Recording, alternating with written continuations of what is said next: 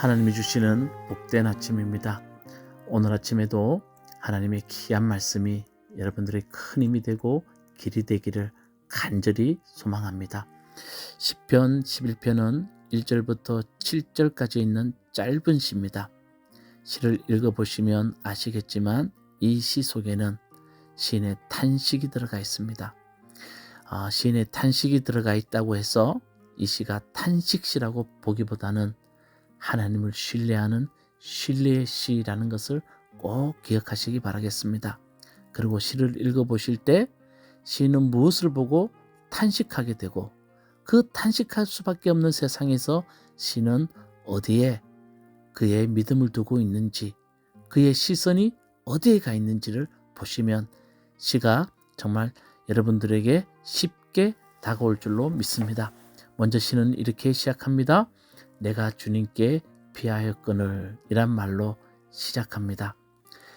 하나님께 피하였다는 말은 하나님을 신뢰하고 의지하는 길을 선택했다는 말입니다. 시인이 하나님을 신뢰하고 의지하는 길을 선택했다는 말은 지금 세상이 너무나 어지럽고 혼란스럽다는 겁니다. 그래서 그 어지럽고 혼란스러운 세상에서 시인은 하나님께로 피하였다고 그렇게 말합니다. 자, 그렇다면 하나님께 피하는 사람, 정직하게 사는 사람들에게 세상 사람들은 어떻게 말할까요? 이 부분이 시인이 탄식할 수밖에 없는 세상이라는 겁니다. 먼저 사람들은 이렇게 말합니다. 너는 새처럼 너의 산에서 피하여라 라고 말한다는 겁니다. 무슨 뜻일까요?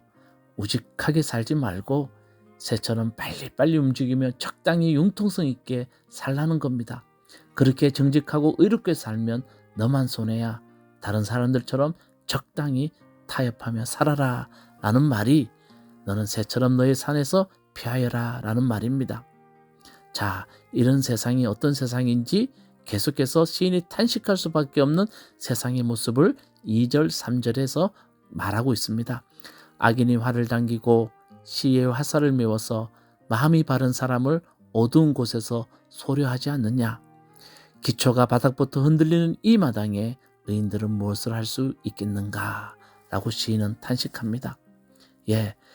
기초가 바닥부터 흔들리는 세상, 이게 시인이 지금 앉아있는 삶의 자리입니다. 정의와 공의보다 이익과 효율을 따지는 세상이 되어버렸다는 겁니다. 그래서 하나님 앞에 바르게 사는 사람, 정직하게 사는 사람들이 오히려 악인들이 화살을 겨누는 대상이 되고 말았다는 것을 2절에서 그렇게 말하고 있는 겁니다. 악인이 활을 당기고 시의 화살을 메워서 마음이 바른 사람을 어두운 곳에서 소려하지 않느냐라는 말이 이런 뜻입니다. 여러분, 정말 우리가 살아가는 세상을 잘 반영하고 있는 시입니다. 바르게 살고 정직하게 살고 하나님을 믿으며 사는 사람들에게 그렇게 살지 말라고, 이익과 효율을 따지며 살라고, 그러면서 바르게 살고 정직하게 사는 사람들에게 오히려 화를 당기고 그들을 넘어뜨리려고 하는 그런 세상이 되어버렸다는 겁니다. 그래서 시인은 기초가 바닥부터 흔들리는 세상이라고 이렇게 표현하고 있습니다. 그러면서 시인은 이렇게 말하죠. 3절 후반절에 의인들은 무엇을 할 수 있겠는가? 여러분, 질문이자 또 이 말 속에는 시인의 탄식이 들어가 있습니다. 무엇을 할 수 있을까? 그러면서 시인은 4절, 5절, 6절 말씀에 의인들이 할 수 있는 일을 들려주고 있습니다. 4절 말씀부터 보겠습니다. 주님께서 그의 성전에 계신다. 주님은 그의 하늘 보좌에 앉아 계신다. 주님은 그의 눈으로 사람을 살피시고 눈동자로 꿰뚫어 보신다 라고 말합니다. 시인은 기초가 바닥부터 흔들리는 세상에서 의인이 할 수 있는 일, 그는 이렇게 먼저 말합니다. 그는 성전을 바라봅니다. 그리고 하늘 보좌에 앉아 계시는 주님을 바라보게 됩니다. 그러면서 그가 집중했던 것은 4절 말씀에 하나님의 눈동자라는 겁니다. 그는 하나님의 눈동자를 바라봅니다. 하나님의 시선이 어디가 있는지를 그는 바라보게 되었다는 겁니다. 5절 말씀에 이렇게 말합니다. 주님은 의인을 가려내시고 악인과 폭력배를 진심으로 미워하신다. 이렇게 말하죠. 무슨 뜻입니까? 하나님의 눈동자는 의인을 향하여 있고 악인과 의인을 가려내신다는 겁니다. 그리고 하나님의 눈동자를 바라보니 하나님은 악인과 폭력배를 진심으로 미워하시는 그 하나님의 눈동자를 보게 되었다고 그렇게 말합니다. 그러면서 6절 말씀에 계속해서 이렇게 말하죠. 불과 유황을 악인들 위에 비오듯 쏟으시며 태우는 바람을 그들 잔의 목으로 안겨주신다 라고 말합니다. 불과 유황을 악인들 위에 비오듯 쏟으신다 라는 말은 무슨 뜻입니까? 악인들이 행하는 모든 일들을 헛사로 만든다는 겁니다. 불과 유황이 여러분 떨어지면 다 태워버리지 않습니까? 그러니까 결국은 하나님은 악인들이 행하는 모든 일들을 결국 태워버리신다는 겁니다. 그래서 그가 하고 싶었던 말은 세상이 바닥부터 흔들리는 세상에서 의인들은 하나님의 얼굴을 봐야 되고 하나님의 눈동자를 꿰뚫어 봐야 된다는 겁니다. 하나님은 의인을 좋아하시고 악인을 미워하시고 악인들이 행하는 모든 일들을 헛사로 만드시는 그 하나님을 바라보게 되었다고 시는 말하고 있습니다. 바로 의인들은 무엇을 할 수 있을까라는 질문에 대한 답이라는 겁니다. 여러분, 그렇게 살면 뭐하니? 남들도 다 그래 하는 말 앞에서 갈등할 수밖에 없는 게 인간입니다. 정말 새처럼 이리저리 피하고 살고 싶은 것이 현실입니다. 하지만 기억해야 됩니다. 하나님이 계신다는 것을, 하나님의 눈동자를 우리가 바라봐야 된다고 우리에게 말하고 있습니다.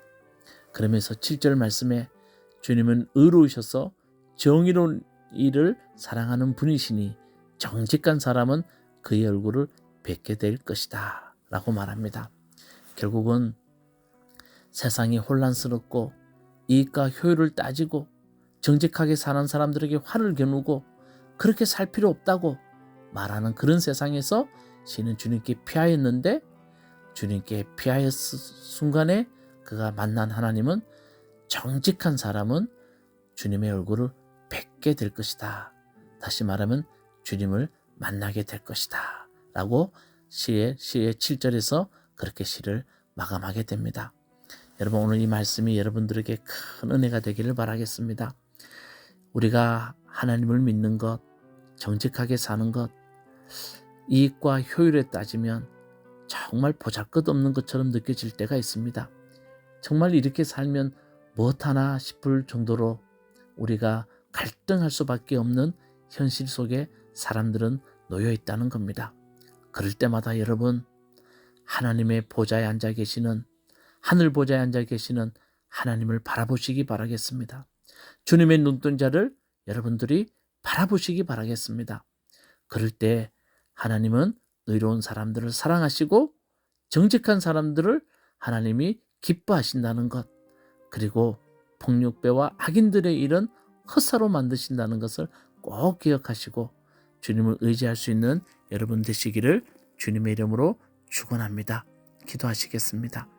하나님, 세상이 아무리 어지럽더라도, 세상의 공의가 무너지고 정의가 무너진다 할지라도 우리는 하나님을 바라볼 수 있는 우리 무화과나무 교회 성도님 되게 하여 주시옵소서. 어떤 일이 있더라도 하나님께로 피할 수 있는 정말 그런 지혜로운 사람들이 될 수 있도록 이 아침에도 우리에게 은혜 베풀어 주시옵소서. 예수님 이름으로 기도드리옵나이다. 아멘. 시편 11편. 내가 주님께 피하였거늘 어찌하여 너희는 나에게 이렇게 말하느냐. 너는 새처럼 너의 산에서 피하여라.